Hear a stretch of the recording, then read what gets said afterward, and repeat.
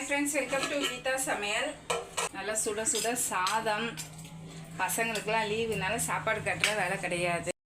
எல்லாருமே தீபாவளியை சந்தோஷமாக கொண்டாடினீங்களா?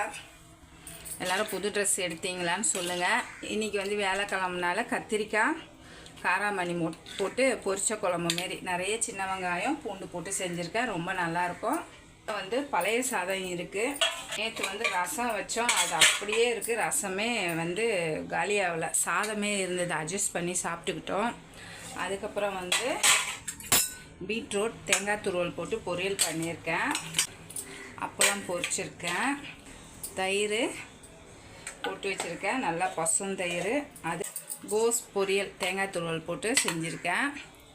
சரி, பசங்களாம் இருக்காங்கன்னு சொல்லிட்டு சக்கரவள்ளி கிழங்கு வேக வச்சுருக்கேன். இன்றைக்கி நம்ம சேனலில் வீடியோ வந்திருக்கு. பார்க்காதவங்க பார்த்துட்டு லைக் பண்ணி ஷேர் பண்ணி கமெண்ட் பண்ணுங்கள், சப்ஸ்கிரைப் பண்ணுங்கள்.